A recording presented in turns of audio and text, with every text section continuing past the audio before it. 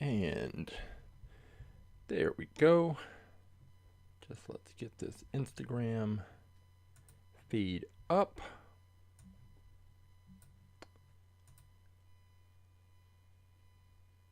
And there we go. I am Coach James. I am the creator of and lead instructor for All About Aerodynamics, which is a science program that uses Hot Wheels cars to teach kindergarten through 6th grade students about a range of science and physics related topics, including but not limited to friction, force, aerodynamics, drag, lift, Isaac Newton and his 3 laws of motion, kinetic energy, potential energy, elastic energy, elastic force, a whole range of science topics after we have covered all of the science topics and conducted experiments to drive home those concepts. Then and only then do I bring in about 400 different Hot Wheels cars, and each student has the opportunity to select a Hot Wheels car they think would be fastest in a series of races based on everything that they have learned in the class. Once they have made their selections, then they weigh their cars, they test the speed of their cars, they check the year the car was manufactured, they check the materials the car is made from. All of the information that they can observe, they observe that, they document that in a spreadsheet, and then the only thing left to do is put the cars on the track. So they set up a 1/64th scale quarter-mile drag strip and race the cars. They observe how their cars performed. Did their cars perform up to or below their expectations? And if they had the opportunity, would they select that same car again? Or would they make a different choice based on everything that they have observed? In the end, we have fun with Hot Wheels cars and we learn science. What could be better? If you would like more information about our science program, All About Aerodynamics, all you have to do is go to our website, AtTheTrack.live, or you can follow us on Instagram at AtTheTrack.live, and all of the information you need to contact me is right there in the bio. But this is not all about aerodynamics. This is all about Aerodynamics presents Wind Tunnel Wednesday. So what is Wind Tunnel Wednesday? Well, we have the 1/64th scale wind tunnel, otherwise known as the Windsible, and it allows us to put in Hot Wheels cars, Matchbox cars, and some other cars from some other manufacturers, and take a look at those cars and see what their aerodynamic profiles are. It gives us an opportunity to see what kind of drag they're going to face when they race on our track. Well, when do they race on the track? They race on the track every Saturday at 11 a.m. Pacific on AtTheTrack.live. You can go to AtTheTrack.live and you can find our YouTube and Twitch stream links. We're trying to work on a way to stream to TikTok and possibly Instagram, but it involves having a horizontal feed for YouTube and Twitch, and then a vertical format for those other platforms. So still kind of trying to work out the kinks on that, but that is something that we are working on. And in about, I think it said you have to wait 50 days, then we're going to expand to stream to Facebook as well. Might as well try all of the different outlets that are available. So that is coming, but right now here we are, Wind Tunnel Wednesday. So all you have to do, if you want to participate, because we're going to be putting cars in the wind tunnel, taking a look at those, seeing how they, what their aerodynamic profiles are. If you would like to participate, all you have to do is go to AtTheTrack.live. It's right there below. There's going to be 3 options. There's the YouTube stream link, the Twitch stream link, but the third link is the most important one. It's the one that says choose your car. If you go to that link, you will be taken to this page. And on this page, all of the cars that are currently in the All About Aerodynamics at the Track Live fleet are listed. Actually, that's no longer true. Hey Virgo, how you doing? That is no longer true because there are currently 1,029 cars in the fleet. And for a couple of years, I was just putting all the pictures of all the cars on the same page. So you'd scroll through, and you were scrolling through. We got up to 1,000 cars. You'd scroll through and get to 1,000 cars. And that was a lot, and it was kind of overwhelming, especially if someone had a slower internet connection. It would be just a lot to load. So about a week or so ago, I went in and broke up our cars. Hey, Christopher, how you doing? Went in and broke up the cars and spread them across multiple pages. So now there are 6 pages. Each of the first 5 contain about 200 cars each. And I realized, like, oh, I need a little page counter, so I just added that in the other day. So now you could actually just click on the little page number, jump around. I still, at this point, the next thing I have to work out is a search function, but the host of the website, Squarespace, their search function just is not sufficient and won't pick up these cars. But I'm working on that, and now that I have these cars broken up into more manageable elements, then I may be able to put together an app to be able to search the cars and pull up the cars and search by different things. I'm working on that. When I started doing it, the fact that I had 1,000 cars on one page just kind of overwhelmed things and didn't really work out. So I'm going to go back to the lab, figure it out, and we will hopefully have a system to look up cars, especially if you already know the name or there's a type or style of car you want. Anyway, once you find the car you want, let's say you wander over to page number 4 and you scroll midway down and you say the car I want is this one, this Big Air Bel Air. And that's the car you want to see in the wind tunnel. Then all you have to do is take the number of that car, in this case 653, drop it into the chat, and then I will pull that car. We'll put it in the wind tunnel. Christopher has 2 cars that he wants to see in the wind tunnel today, and after he sees those cars, he'll assess what he sees and then make a decision as to which car he wants to see race on Saturday. And on Saturday we will take that car, we will put it on the track with the other cars that are introduced, and we will see if his car can take out our fastest in fleet car, which is still, once again, it is this car. It is the BlitzSpeeder. The BlitzSpeeder is our fastest in fleet car. It's about, I think we counted, like, this is its 4th run as champion. Christopher brought it back a few weeks ago, and it kind of picked up right where it left off, just blowing cars away.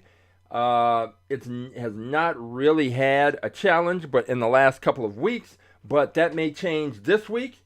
We've got some interesting cars that are going to be lined up against it. I've picked up some recently. I've got cars in storage, but the BlitzSpeeder is just, it's extremely dominant. And one of the things that we do and have done, because it's been the champion, is we always put the fastest in fleet car in the wind tunnel first, take a look at it, and it sets the standard. This is the Shelton Benjamin, the gold standard of Hot Wheels cars, and basically the aerodynamic profile of the BlitzSpeeder is pretty much ideal. So let's go ahead and stick that in the wind tunnel right now. Switch this camera over. Take a look at the BlitzSpeeder and see what it is that makes this car so special and unique. A rough shot. And just gonna put this in here. This wind tunnel. It's it gives me a little trouble now and then, but for the most part, it's been a great pickup. And especially, I don't know, it couldn't be any more ideal than it is for me and the All About Aerodynamics program, because this really does help us see why certain cars perform better on the track than others. It doesn't tell the whole story, and right now we're at our cruising speed of 67 miles per hour, about to turn this up. But what it does, it gives us that basic information that we need. And so we know that the faster objects move through the air, the more they're impacted and affected by drag. And that is the most significant factor and force facing these cars. So when we put a car in the wind tunnel, we can see if it's got a bad aerodynamic profile. We're at 107 miles per hour, pushing it on up to 134. And let's see, getting rough shots picks in here, 501 and 557. Cool. But with this car, what you're looking for is you don't want anything that is going to prevent the air from easily flowing over, under, and around the car. Push this up to 147. If we look at that first smoke, that first trail of smoke, it's coming in, it's hitting the car right at the nose, going right up on the hood, transferring to the windshield, to the roof line, across the back, and then off the tail. What we're not seeing, if you look at this, there's no point where you see this line, this first smoke trail, separating from the body of the car. It's just following right along the body. And that's exactly what you want to see happen. It's following those lines perfectly. When we put other cars in there, more traditionally shaped cars, you'll see the air kind of tailing off on the top end. It may or may not happen before that. But this, other than that Porsche that Roughshod picked a few weeks ago, this is the best aerodynamic profile we've seen. Also, that John Force funny car, that had a great aerodynamic profile as well. But the BlitzSpeeder is just, this is it. And it's one of the reasons why this car does so well on the track, because it reduces the impact of drag. And because it can do that, kind of all bets are off. You just have to, this car is really going to have to be, it's going to be a unique car that beats this car. So that is the BlitzSpeeder. So we're going to see what's going on with the other cars that we put into the wind tunnel. Yeah, Christopher, as far as an app, the way I was doing it, if I do it correctly, it'll work for iOS or Android. So it's just a matter of, I have to go back and see if I can, if the fact that now that I broke the cars up over different pages, if that makes it easier to for the code or the AI to like help me with the code, and we'll see how it works out. I'll keep you updated. This is a car that was just in the races Saturday, and I had just picked it up. It's a new Hot Wheels release, and it is a Prius. It's that updated Prius model that I actually kind of like the design of it, but I was trying to figure out why it had this thing on the top, because this really seemed like without this, the car would have a very good aerodynamic profile, and I was trying to figure out what it was. And then I looked at the cover art on the package, and apparently it's a luggage rack. And I was like, well, that seems strange. Why are you just slapping a big luggage rack on the top of a Prius?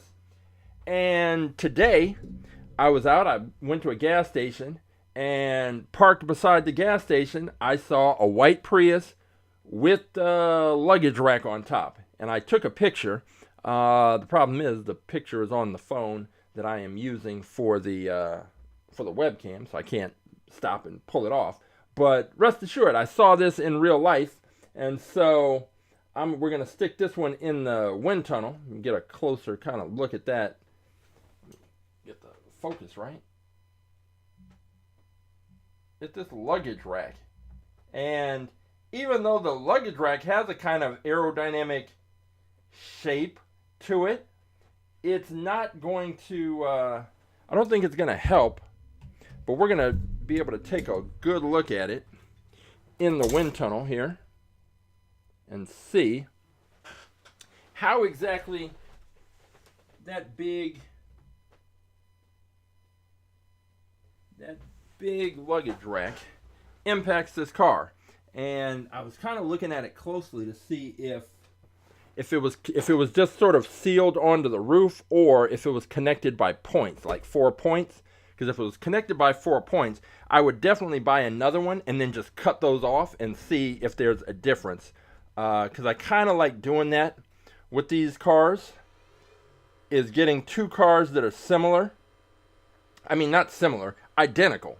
And then taking whatever that identical part is, or one of the parts off. So I remember we had that mail van, and we had one with the wheelie bar, and we did one with the wheelie bar and one without. Then there was there was like a tow truck, and it had something on the back end, and we did one with and one without.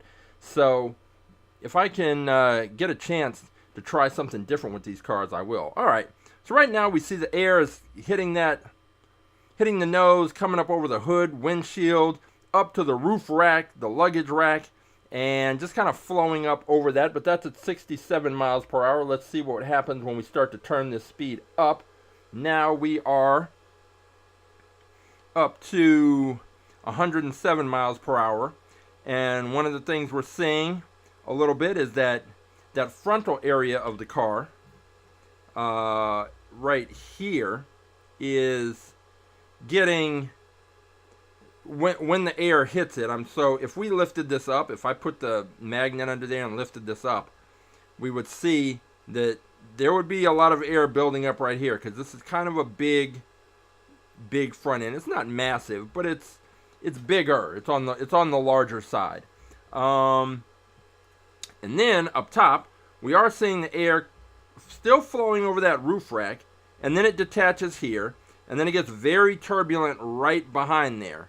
And that is essentially, let's go ahead and turn this up to 134 miles per hour, where we're also a little bit right here. If I move this up, you can kind of see the air it's flowing over the roof rack, but I'm trying to find the angle. It's also flowing right there. You can kind of, at the back end of the luggage rack, you can just see where the air is kind of flowing around it. Right there. So this car, there's just a lot of I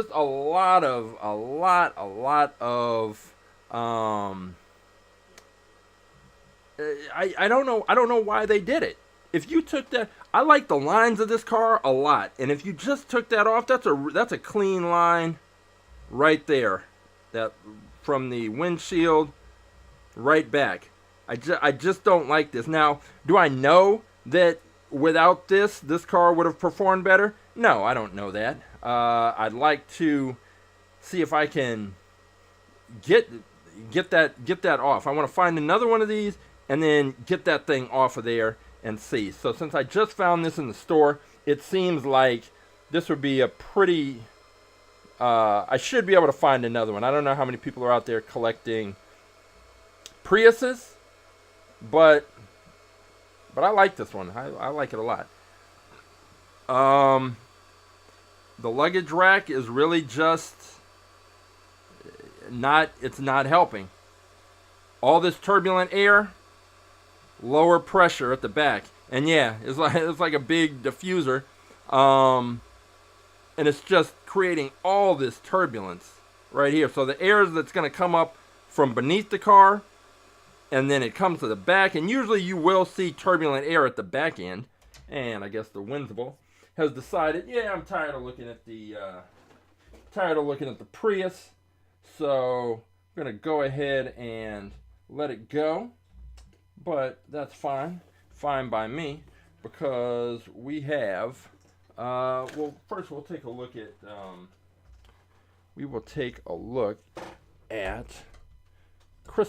one of Christopher's picks.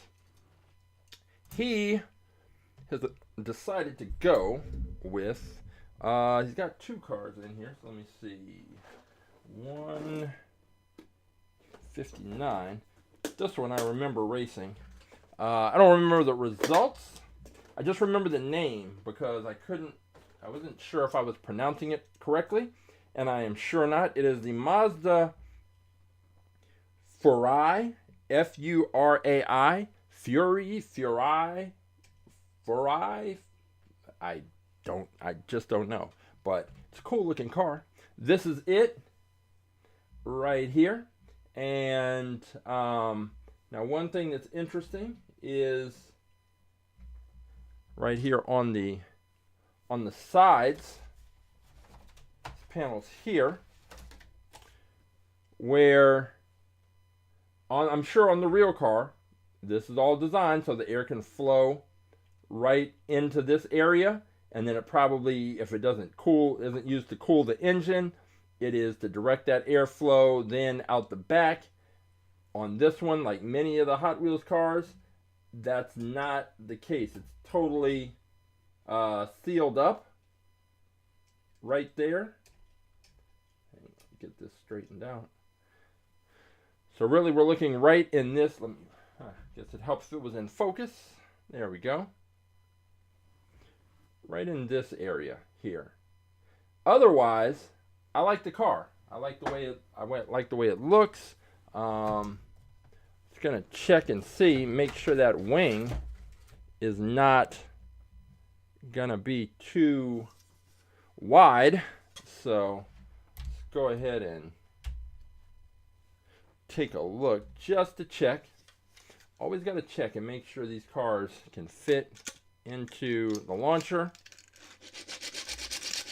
This one can, no problem. So that's a plus. And now we're going to go ahead and take it over to the wind tunnel. See what we're looking at with the Mazda Furai, something. Get this thing lined up. Looks good. Still, keep going back and forth with these cars as far as whether or not I want to put them, like lift them up a little bit into the wind stream a bit more, or if I'm okay with them being this low. But I think this is one that's I'm probably going to raise it up, because what happens is when these cars sit this low, we never get to see how the air interacts with the lower part of the front grille, and it's coming and hitting right here, kind of like with the BlitzSpeeder, hitting right at the nose, pulling over the top. So let's see what it looks like this way as I turn up the speed.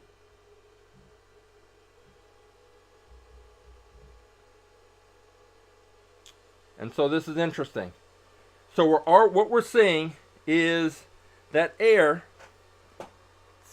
hitting the hood, for the hood, then coming up to the windshield and the driver's canopy, coming up over the top, and then it's not flowing down. It's not flowing down the body of the car. It's breaking off and flowing over the top until it hits the wing. And what we're seeing right here is that turbulent air that is going to be, there's going to be an increase in drag. We see the traditional kind of typical swirling turbulence at the back end, where the air is coming up from the bottom of the car and pulling off the back. That's not unusual. This is what I'm concerned with right here. And as we turn this up, that's at 121 miles per hour. And what we see usually is that if you see a little bit of turbulence at a lower speed, you're going to see a lot of turbulence as the speed increases. And as there's more turbulence, it is essentially more, there's pressure drag. There's high pressure at the front, lower pressure where the airflow separates from the car. Pressure moves from areas of high pressure to areas of low pressure, which means front to back. Meanwhile, the car is trying to go forward, so that's working against the car's forward momentum. So it's definitely just something to see and visualize right here, and that's pretty interesting. We're at 147 miles per hour, pushing this on up. And again, just the turbulence just increases, which is pretty interesting, I think.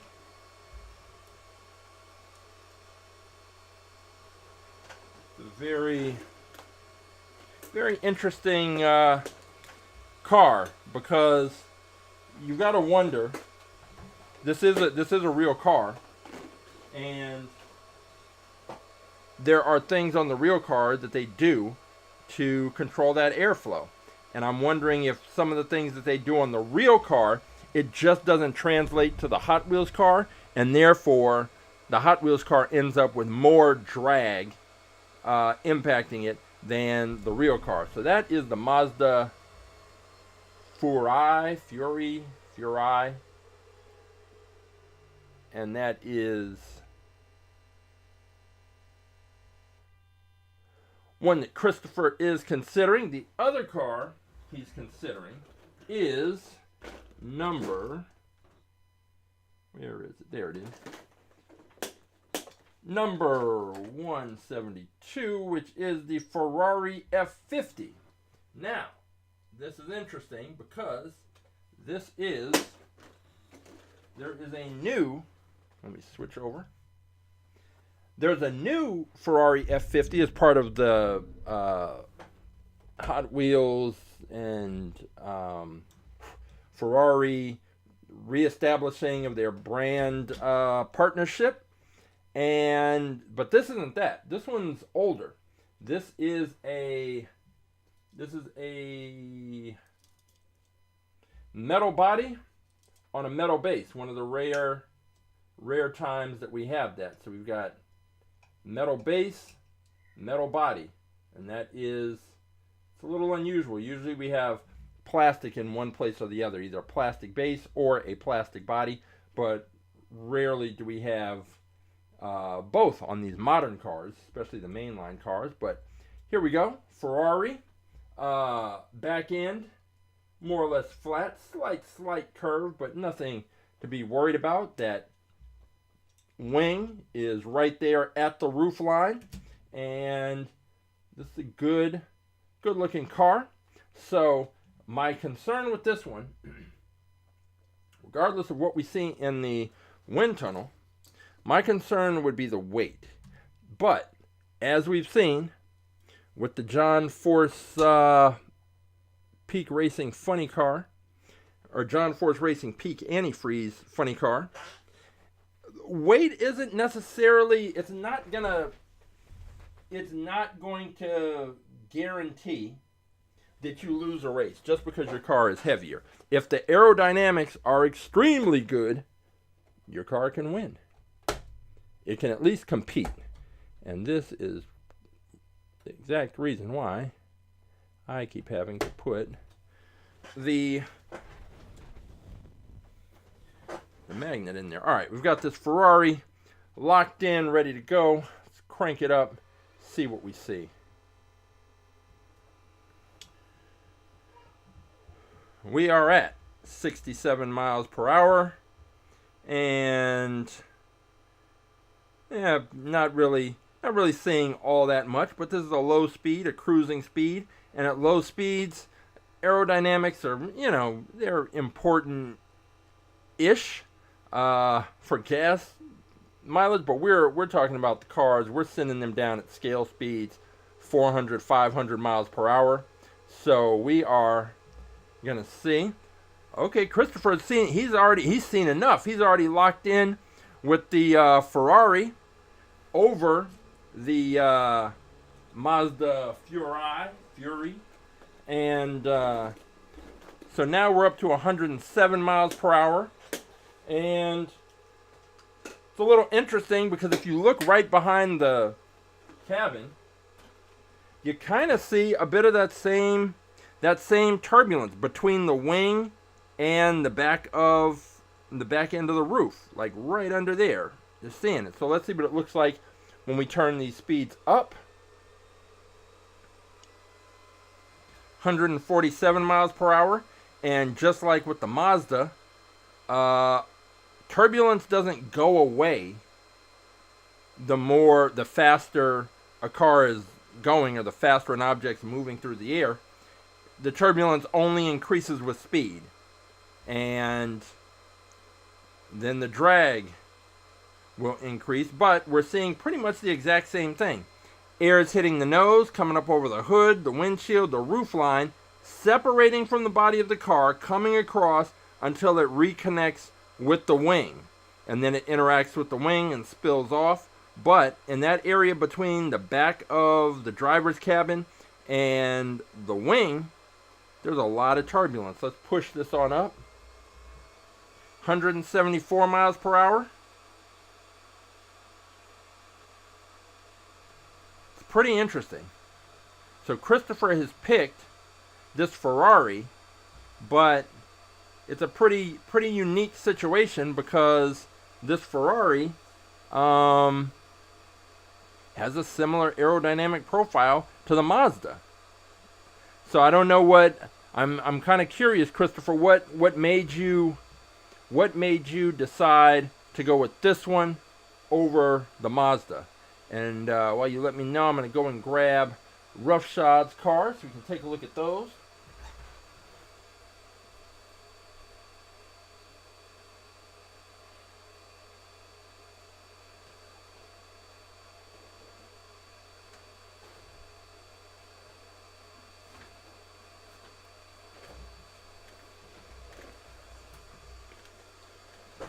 Right, let's see here. Yeah, this one 174 miles per hour, seeing what we see, and this looks like a this should be a pretty interesting race with this car. It is metal on metal, which is definitely different. Definitely different for us, but maybe not so much. Maybe not so much this week. And I say that as we wind this down.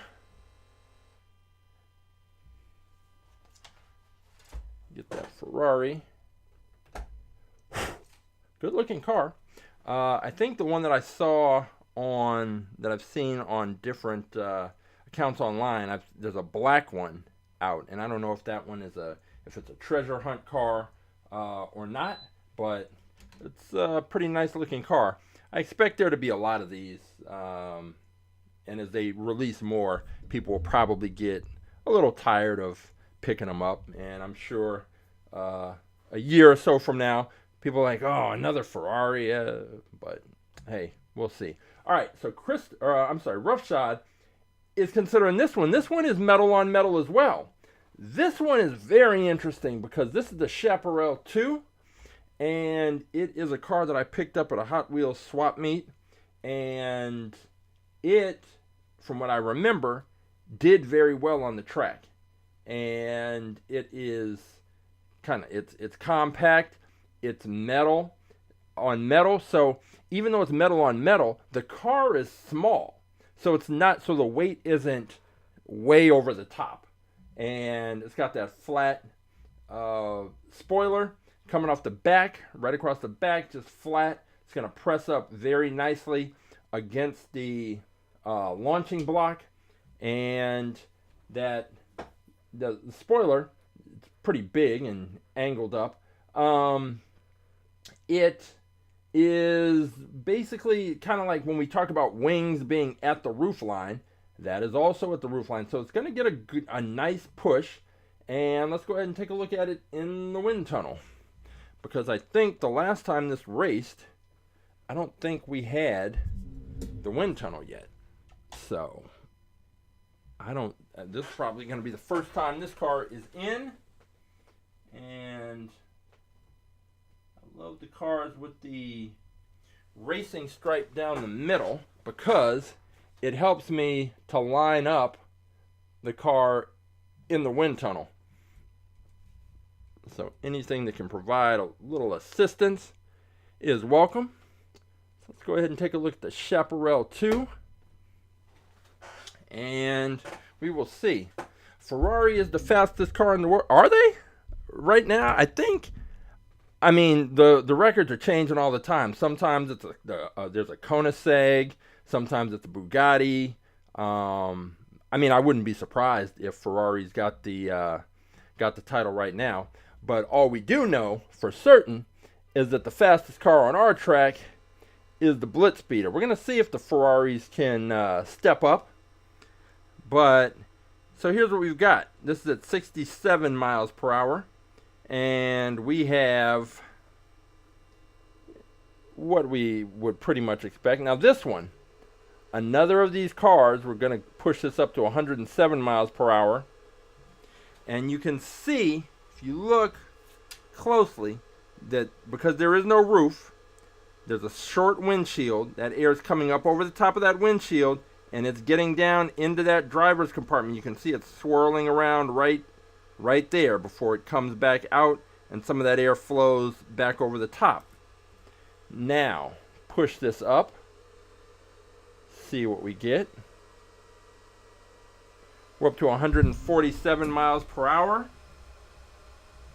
And while that air at a faster speed is, you can see it flowing across the hood, up the windshield, and then kind of jumping to the back of the car.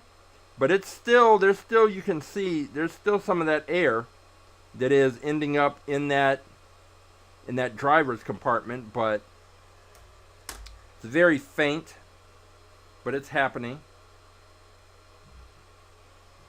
Let's go ahead and turn this up. 161 miles per hour. And I mean, what we're seeing is pretty consistent, and this car did well on the track the last time it raced. There's no reason to think that it won't. That's not a trend that won't continue. There you go. The Koenigsegg Jesko Absolute, 300 plus miles per hour. Yeah, these cars are pretty wild. I was watching, there's a YouTube video out there where they had, it was like the Koenigsegg, the owner of Koenigsegg,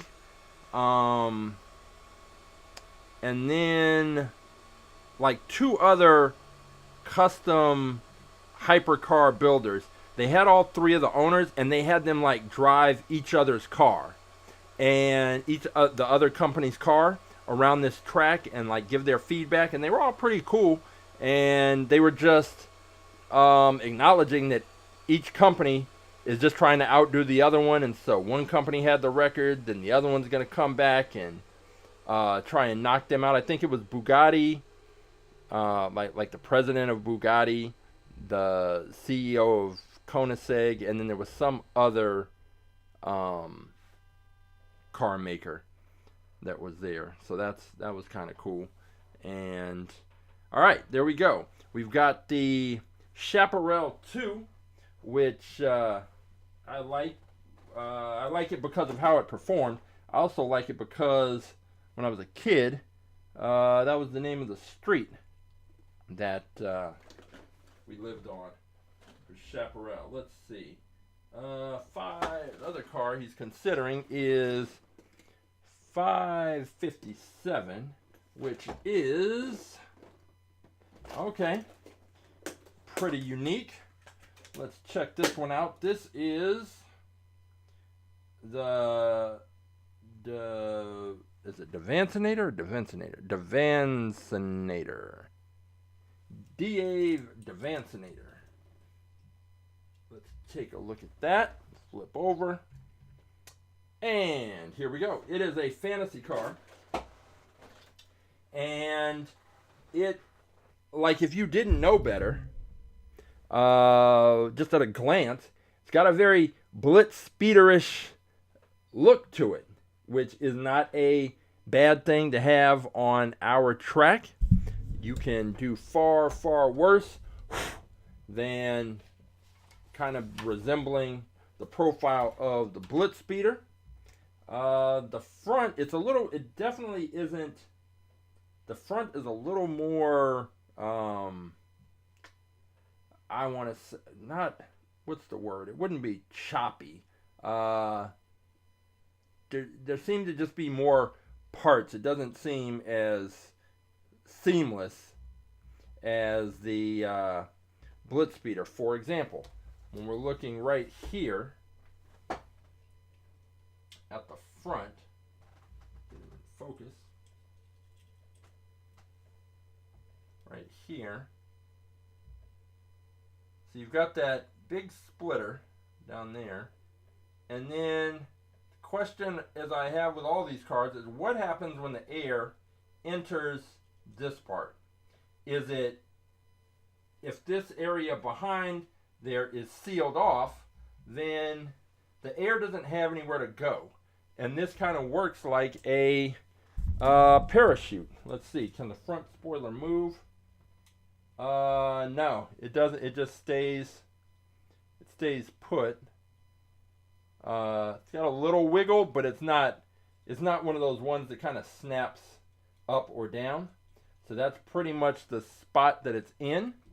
And let's see. Can't see that. You can see the tires.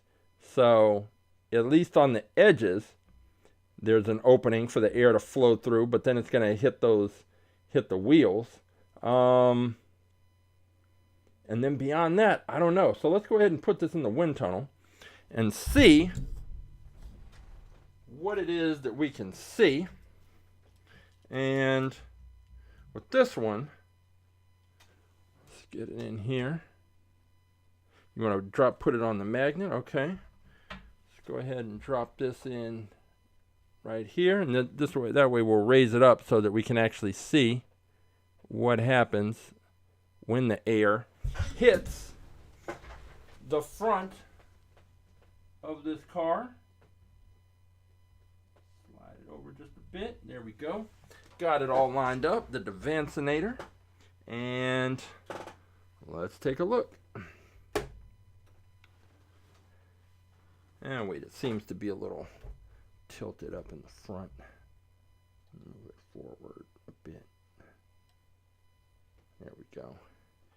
Just want it to stay. I don't want it to be sitting on the magnet with the nose elevated.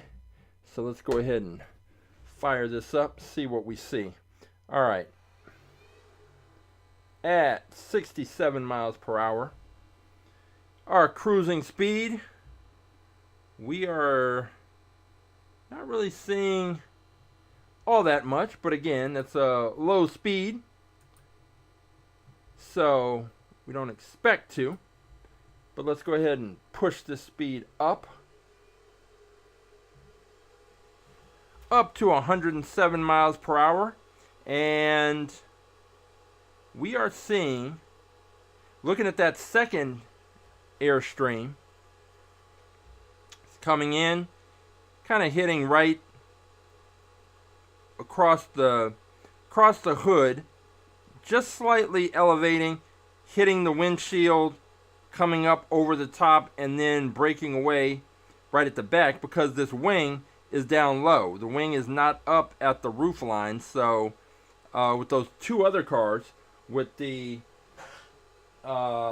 Ferrari and which other one were we looking at? And you could see the air. Oh, the Mazda, the Furai.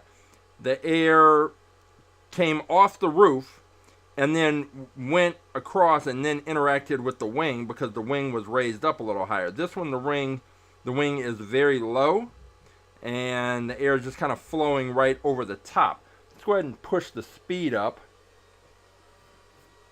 to 134 miles per hour, and we're definitely seeing separation. The airflow is not necessarily flowing along the body. As far as the front, what we're getting is, so we put this car on a magnet and lifted it up to see how the air interacted with this frontal area, but the magnet puts it just a little too high, so the air really is predominantly, it's just flowing right underneath. You can kind of see right there.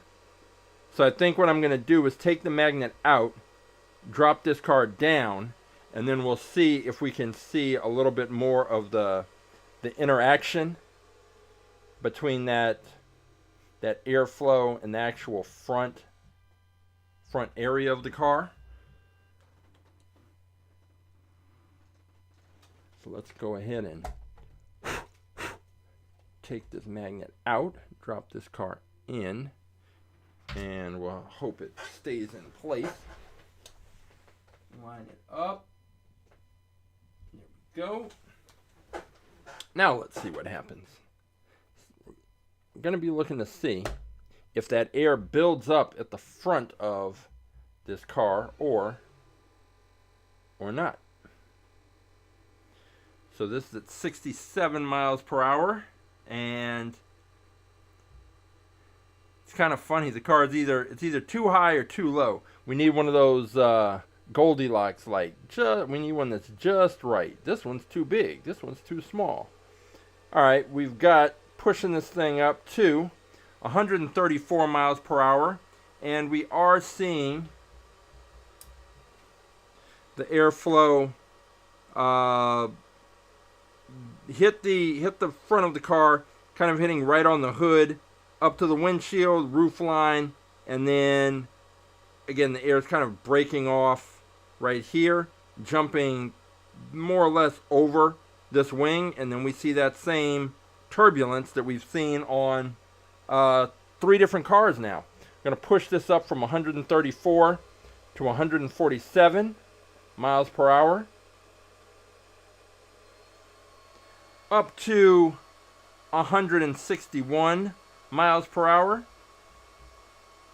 and that bottom airflow is a little more erratic than the others, and so it's kind of bouncing around a bit. Yeah, that's this is an interesting car. Very interesting, because it's another of those cars. We're going to push this up to 174.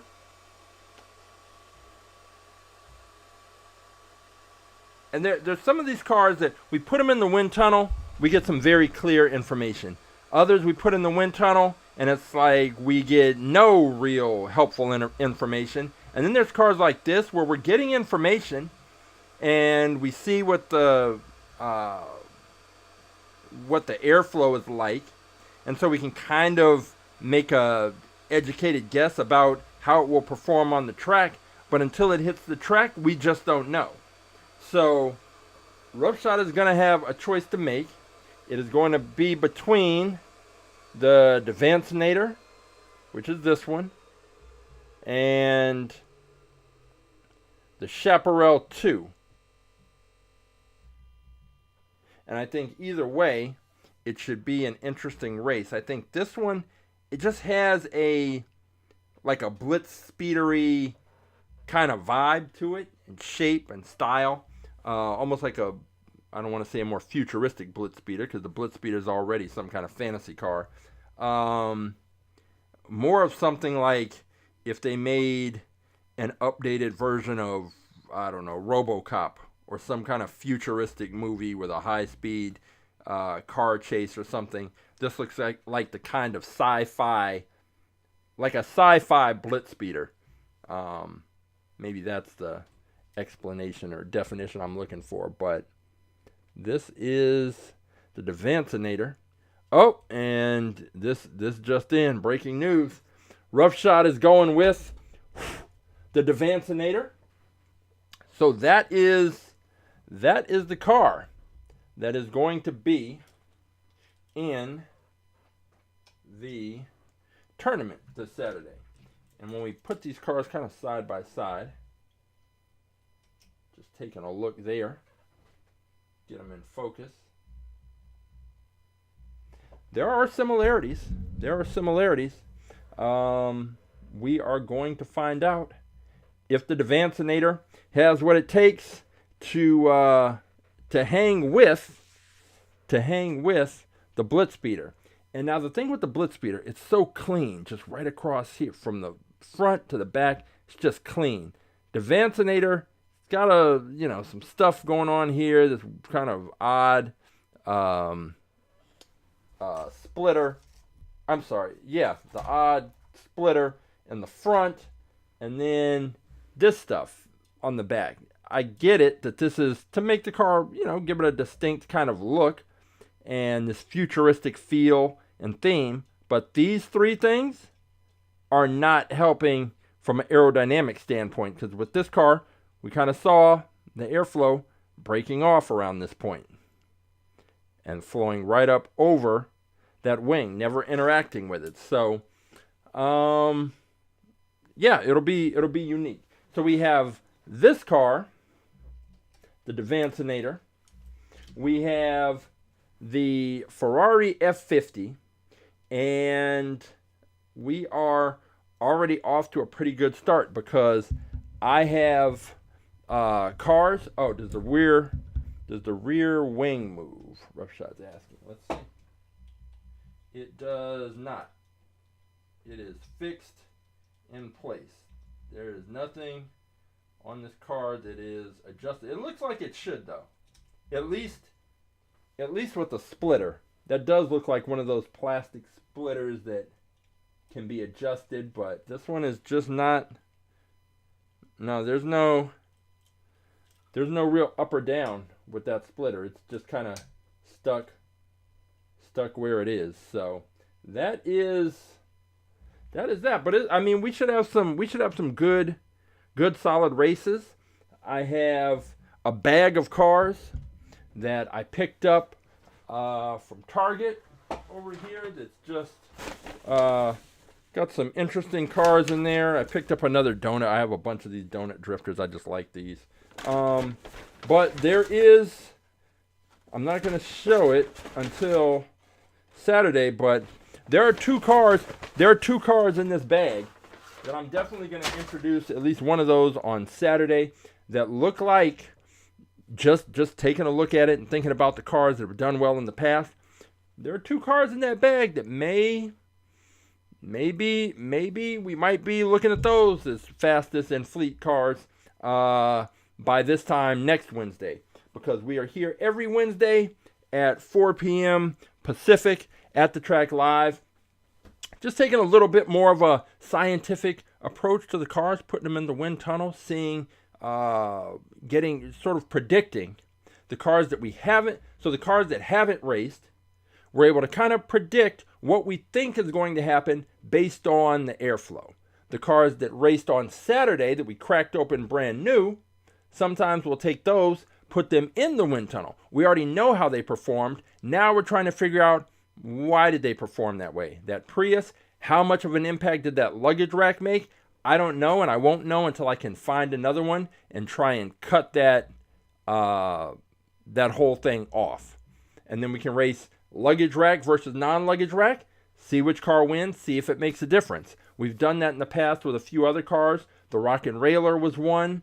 The Santa's, well, that one we didn't race head-to-head. But any of those cars with little tabs, we've cut those off. The Grogu car, we cut the tabs off, and Grogu was still the worst performing car we have ever seen on the track. I was at the movies the other day and saw a trailer for the Mandalorian and Grogu movie, and all I could think about when I saw Grogu was, man, that car was slow. So slow. But anyway, we are not, slow or fast. We're going to race the cars, see what happens. We've got our 164 scale quarter-mile drag strip. I was watching, there were a whole bunch of like Hot Wheels racing channels and cars, and most of them are gravity tracks. Some of them have those wide gravity tracks where the cars kind of do their own thing and do wild, strange things coming down. Never Ending. He changed the name of his channel, but he's got a gravity track, but they're very strict lanes, so you do get a better sense of how the cars perform consistently. But none of these cars are moving as fast as the cars on our track. And if you haven't seen it, if you just stumbled across this, clicked on, clicked off, whatever, and you are interested in racing Hot Wheels cars, take a look. Go to our YouTube channel, join us on Saturday, what have you. These are, I'm this close to say, these are the fastest Hot Wheels races, drag races that I've seen online. and I've got equipment to clock the speeds, and it just is.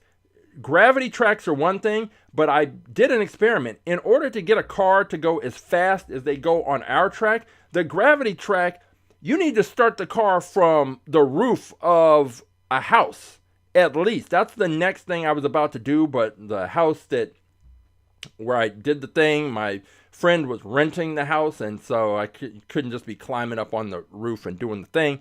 But a gravity track, you have to make this angle so high. The car has to start so high, and the angle has to be so steep just to even kind of come close to the speeds that we reach on our track. So it's a whole different thing. It's why certain cars that do well on gravity tracks don't do well on our track, because there's different things that you're looking for in those cars. So we've got the fastest Hot Wheels races. We're going to find out. We've got the fastest Hot Wheels car on the planet right now, the BlitzSpeeder. How long will that last? We're going to find out on Saturday, 11 a.m. Pacific. Next week, we'll be back here, Wind Tunnel Wednesday, 4 p.m. Pacific. And of course, most importantly, if you're interested in our science program all about aerodynamics, just go to our website, aerodynamics.com, and you can find all the information you need to bring our program to your school or your organization or your special event. So, for Wind Tunnel Wednesday, for AtTheTrack.live, and for All About Aerodynamics, I am Coach James, and I will see you at the races.